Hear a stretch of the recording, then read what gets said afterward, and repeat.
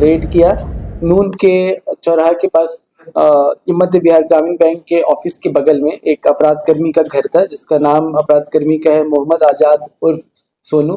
तो उसके यहाँ रेड करने पे उसके यहाँ से करीब 45 पीस 7.65 mm के कारतूस, जो ये पिस्टल के कारतूस होते हैं, वो कारतूस बरामद किया गया। साथ ही साथ 9,700 रुपये भी बरामद किए गए एवं उसका मोबाइल फोन भी बरामद हुआ। नमस्कार, आदाब, सलाम, सत श्री अकाल। आप देखना शुरू कर चुके हैं SR न्यूज, मैं रिजवी। देखिए, आज की बड़ी खबर हम आपको बताने जा रहे हैं। ये है घटना खशकला थाना क्षेत्र नून के चौराहे की। चलिए, पूरी खबर क्या है, तमाम बातें हम आपको बताएंगे। सबसे पहले आपको बता दें, अभी मैं मौजूद हूँ कार्यालय नगर पुलिस अधीक्षक पूर्वी के कार्यालय में, और जैसा कि यहाँ पे परिचय कुमार ने प्रेस वार्ता करके तमाम जानकारियाँ दी है। देखिए क्या जानकारियाँ दे रहे हैं हम आपको, वो पहले सुना।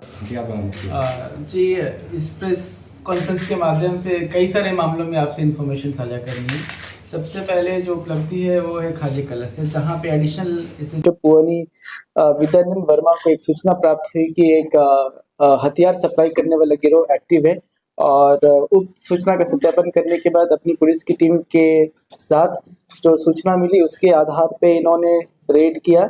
नून के चौराहे के पास मध्य बिहार ग्रामीण बैंक के ऑफिस के बगल में एक अपराध कर्मी का घर था, जिसका नाम अपराध कर्मी का है मोहम्मद आजाद उर्फ सोनू। तो उसके यहाँ रेड करने पे उसके यहाँ से करीब 45 पीस 7.65 mm के कारतूस, जो ये पिस्टल के कारतूस होते हैं, वो कारतूस बरामद किया गया। साथ ही साथ 9,700 रुपये भी बरामद किए गए एवं उसका मोबाइल फोन भी बरामद हुआ। उससे कड़ाई से पूछताछ करने पे यह पता चला कि यह बेसिकली हथियार और गोली सप्लाई किया करता है और इसको मेनली हथियार प्रोवाइड किया करता था एक अन्य अपराधकर्मी, जिसका नाम मोहम्मद मुमताज उर्फ बाबा, पिता का नाम कमरुद्दीन, और यह अलीजा मार्केट के पास ये खाजी कला का ही रहने वाला था। सूचना का सत्यापन किया गया, जो भी इसने बताया, उसके उपरांत वहां भी रेड किया गया।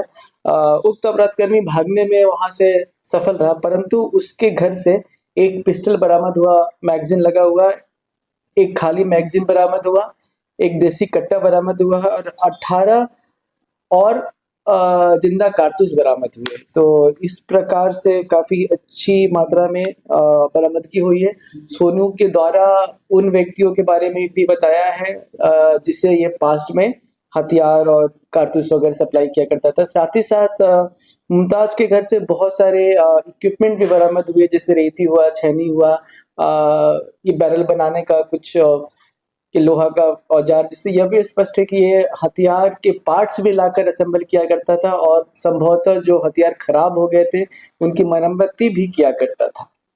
और इसके बारे में और ज़्यादा सूचना संभवतः मुमताज के गिरफ्तार होने के बाद जो ये बैकवर्ड लिंकेजेस है उस पर भी हम काम कर रहे हैं, उसके बारे में और ज़्यादा जानकारी मिली। कितने दिनों से ये कर रहे थे और अभी तक कितने हथियार सप्लाई कर चुके हैं? जी, अभी तक सोनू से पूछताछ पे इसने बताया कि ये 2022 से ये लोग ये काम कर रहे थे और करीब 12-15 लोगों के नाम, मोबाइल नंबर, पता वगैरह हमें प्रोवाइड कराया गया और एक एक व्यक्ति को हम चेक करेंगे जिन्होंने इनसे पास्ट में इसके स्टेटमेंट के हिसाब से हथियार खरीदे। गोलियां और हथियार के रेट के बारे में उसने बताया कि जैसा कस्टमर होता था उस टाइप से बेचा करते थे। पिस्टल करीब 25 से 30 हज़ार रुपये और कट्टा लगभग 5 से 8 हज़ार रुपये। जहाँ तक गोली की बात है तो इसने बताया कि एक गोली लगभग 300 से 400 रुपये, जैसा कस्टमर है उस हिसाब से ये सप्लाई किया करता था। आपराधिक इतिहास अभी हम खंगाल रहे हैं, रात भर हमने इस मामले में रेड किया है, इससे अभी और पूछताछ चल रही है और दोबारा हम रिमांड पे लेके भी इससे पूछताछ ये जो अपराधकर्मी पकड़ा गया सोनू, इसका प्रीवियस जो बैकवर्ड लिंकेजेस है वो मुमताज तक है, इसे मुमताज प्रोवाइड किया करता था। मुमताज कहाँ से प्रोक्योर करता था, कोई और डिस्ट्रिक्ट से लाता था या किसी और स्टेट से लाता था, ये अभी हम कंफर्म नहीं कर पाएंगे, परंतु जिस मात्रा में ये बरामदगी हुई है इससे स्पष्ट है कि इसमें और भी लोग हैं। हम टेक्निकल एविडेंस जो CDR वगैरह होता है उस पर भी काम कर रहे हैं। अभी इसका सत्यापन हम नहीं कर पाएंगे, इसका आपराधिक इतिहास में खंगाल रहे। कारतूस कहाँ से लाते? कारतूस दोनों ही सोनू को मुमताज प्रोवाइड किया करता था और उसके बाद ये सोनू एक हिसाब से बोल सकते हैं रिटेल में ये बेचा करता था। मुमताज का आपराधिक इतिहास है? अभी हम ये पता करें, अभी अपने रिकॉर्ड्स वगैरह हम चेक करें, क्योंकि कितनी बार क्या होता है कि एक अपराधकर्मी के एक से अधिक भी नाम होते हैं, तो हमें जो भी उसके नाम पता चले इलियास, वो उस सब का भी ये पता करना पड़ता है, अपने रिकॉर्ड्स को चेक करना पड़ता है, ई कोड चेक करना पड़ता है। तो अभी हम उस पर इन्वेस्टिगेशन कर रहे हैं। साथ ही साथ मुमताज़ के गिरफ्तारी के बाद और ज़्यादा